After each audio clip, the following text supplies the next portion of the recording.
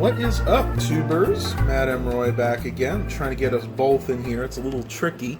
You can see Baxter has got his paws on my leg there, and he's being very affectionate, extremely lonesome since Mom and Dad have left, which is good because I love having a little handsome, affectionate kitty on me. Well, welcome, tubers. This is Sunday, the 21st of May, 2017. And I have no idea what we're going to do today. Last night we had fun. I had my buddy Jeff, his parents, and another guy over, and we had a barbecue, and then we played Star Trek Catan the game, which was very interesting. My first time, so it was a little bit of a learning curve there. I was going to film, but we just needed a night alone, and I don't think his parents were that crazy about me filming them, so maybe next time. We'll have to see. We're going to try to do it at their house next time. Boy, is he a really happy cat. Look at this, guys. What a happy kitty. What a happy boy, Baxter. You want to say hi to the camera? Go say hi? No, he's just really enthused that I'm petting him. So, sitting here working on computers, as usual. I'll give you guys a little sneak peek of the new systems I got in.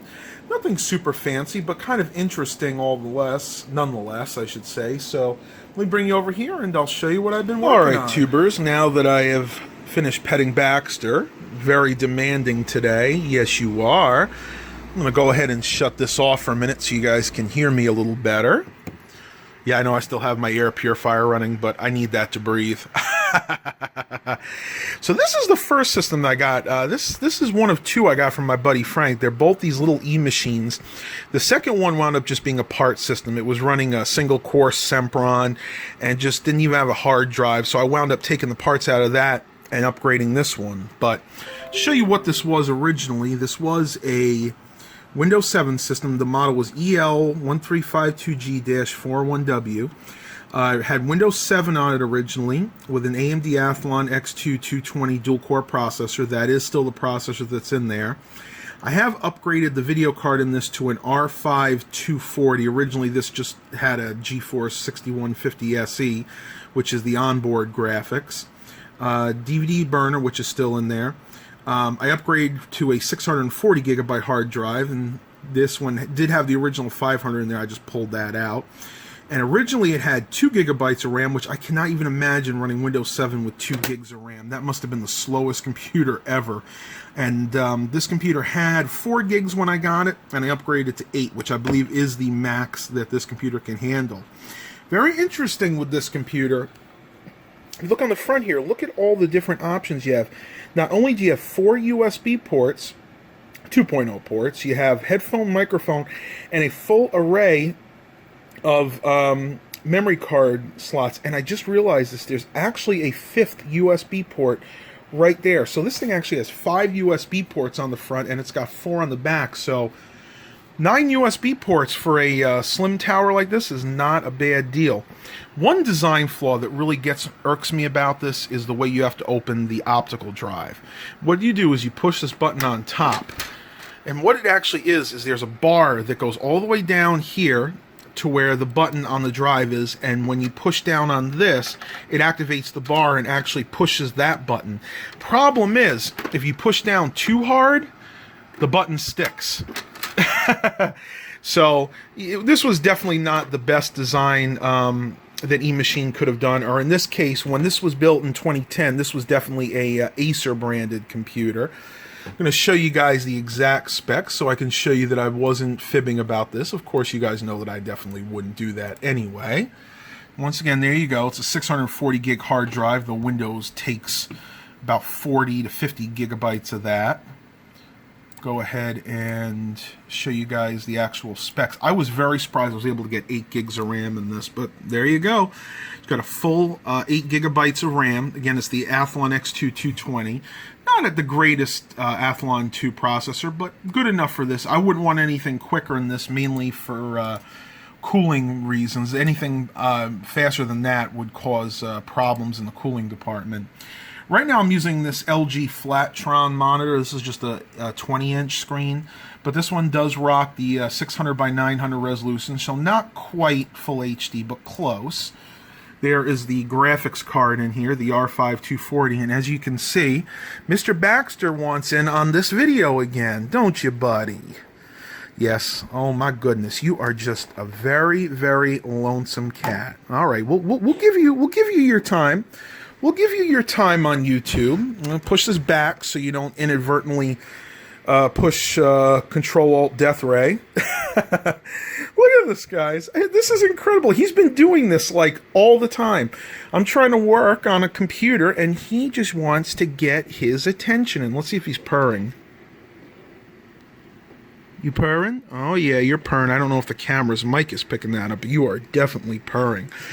He is gaining some weight too, I've noticed. Not a lot, but it's not concerning me anymore. For a while, this cat was so thin, and this cat ate so much, I was concerned that maybe he was having a thyroid problem, but as you can see, he's actually doing really well. I can't really feel his backbone anymore, which is good. He's got a little bit of meat on his bones. You don't want them to protrude. Basically, with cats, you don't want their stomach to be wider than their hips, and he's actually really good right now. I'm very happy with his weight. I haven't really done much to change their food, but, you know, we'll just keep doing what we're doing. Hey, sometimes if I move the mouse, well, what? What's that? You want to get that mouse? You want to get that mouse? Go get that mouse.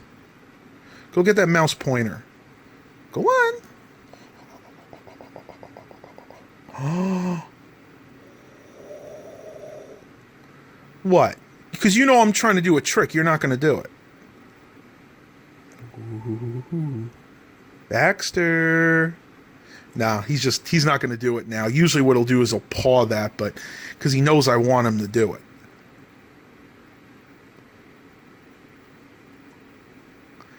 Now, not going to do the trick? Okay.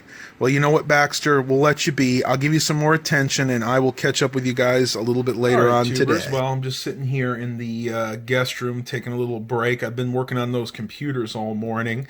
I just wanted to bring up a subject that I have talked about in the past, but it's been a while, and that is the perils of selling things on, you know, Craigslist, Let Go, OfferUp, what have you.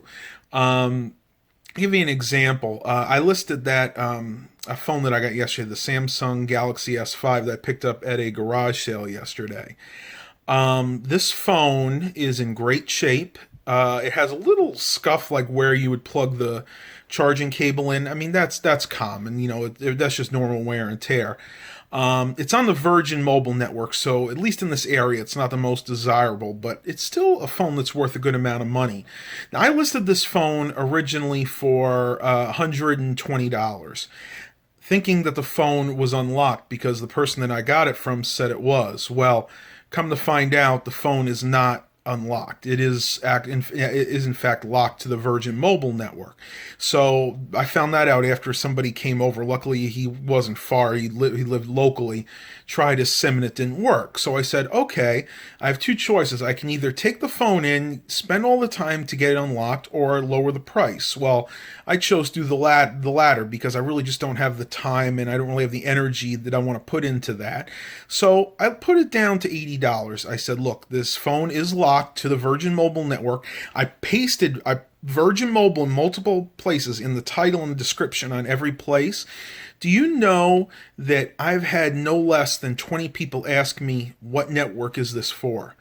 And I'm like, well, I felt like saying, well, why the heck didn't you just read the description? But I was nice and I said for Virgin Mobile. And most of them said, okay, no, I'm looking for T-Mobile, Verizon, Sprint, whatever, everything but Virgin Mobile. So to make a long story short, the few people that have asked me about it have tried to chew me down. I had one offer me $40, which I declined, and I had two people offer me $60, which is fine. I don't mind doing that. However, they want me to deliver it to them. And at this point, I'm getting really aggravated. I feel like saying, look, you already chewed me down a whole bunch. I'm barely making anything on this. And now you want me to deliver it for you? I don't think so. Basically, the moral of this story is if you guys are like me and you like to buy and sell and you're using things like Craigslist, OfferUp, Let Go, Be nice, but don't let people bully you. If you have something that you know is of value, like a cell phone or a computer or what have you, don't let them bully you in the price department, and don't let them bully you saying that, they need you to deliver it. If you feel comfortable delivering it, that's fine. But 9 times out of 10, I will tell people that ask me this, do not deliver, because one, they might be setting you up for a robbery, and that has happened in this area. People have gotten robbed delivering parcels. And 2, it's going to take up a lot more of your time, and it's going to eat into your profit. So I don't want this to become a rant. I just wanted to put this out there. I have someone else text me right now, so I'm going to go ahead and pause the video, and maybe we'll catch up with the cats a little bit later. All right, tubers. Well, I'm at the local car wash, and I'm going to do an ultimate car wash today. Your card is being authorized.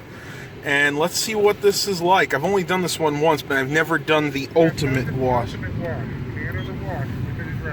Here we go. Let's go ahead and take a look. Let's see. I think this one you just go up until you see the stop sign. Let's see.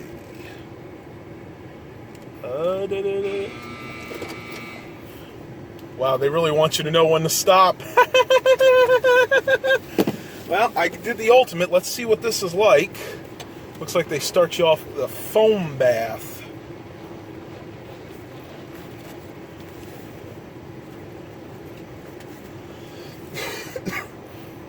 Woo! I tell you, that foam really stinks too. Woo! It smells like rotten eggs.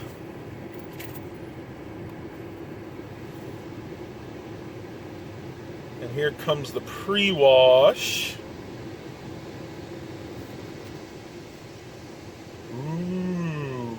Ooh, festive. Reminds me of cotton candy. I do remember this. Yep. Oh no! It's an earthquake! Ah!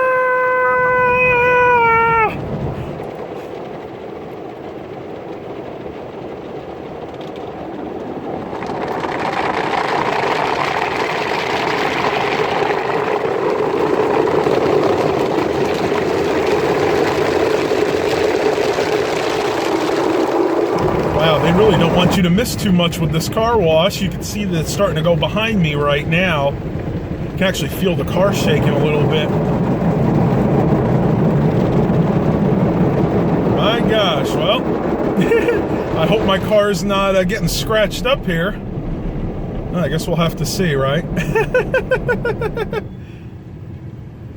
I can see, hang on a second. Oh, his board in front that flashes, and it shows you, says go pre-soak high pressure wash triple foam clear coat sealant royal shield back up and stop. And that's of course telling you when you're in just the right sweet spot.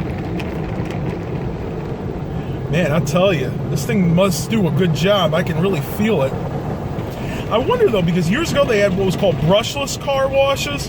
This definitely isn't one of those. I'm going to pause the video for a minute, and we'll see what happens when this is done. Talk to you guys shortly. All right, tubers, so here is the finished product. Not too bad. Looks like it got most of the bird crap off, except for a little bit on top. I'll have to wipe that. This is just some stuff that I think is not going to come clean anymore. Probably have to get this thing waxed, but this part came out pretty good. The trunk area is decent.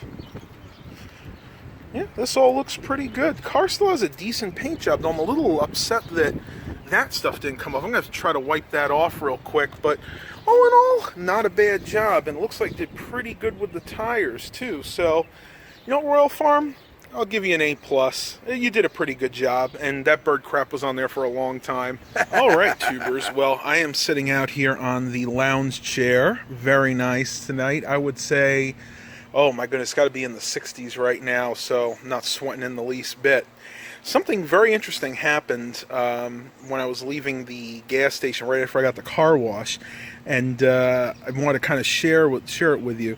The last scene you saw before was me showing you how good the car wash did, and yes, I was able to get most of the bird poop off of the roof, even though I think, in hindsight, I think that their car wash should have been able to take care of that, but It is what it is. Well, as soon as I stopped filming, I noticed that a gentleman was walking out of the back door with a case of beer. I didn't think anything of it because, you know, that it was still one of the doors that the customer's allowed to go in and out of. Well, I would say not 10 seconds later, these two women came out and started yelling at him. Well, come to find out, he stole this case of beer. He was long gone. He was probably a couple hundred yards away by the time they actually saw him. And they just ran in and called the police. And I immediately looked at my footage from before to see if I had actually captured him in any of those scenes. Unfortunately, I didn't. Though if I did, I was going to go in and give them the footage for the police. But just very interesting, I tell you. People are really blazing right in the middle of the day. They're going to walk right out. And this was not like a small, like 12 pack of beer. This thing had to have been one of those. It was one of those big 24 packs of Coors. And that thing had to weigh a lot. So, I mean, the guy was definitely weighed down. It saddens me to think that as a society we've come to that we can just steal beer and think nothing of it. Just a quick observation, guys. Well, I'm going to end the vlog for today. I really am going to enjoy the rest of this day. I will be doing a video on the iMac. Matter of fact, that one part came in, the 4-port USB hub. I'm just waiting for the memory to come in, and then I'll give you guys the grand tour of the 2011 27-inch iMac with the Core i7. Please remember to like and subscribe, and as always, have a blessed day, everybody.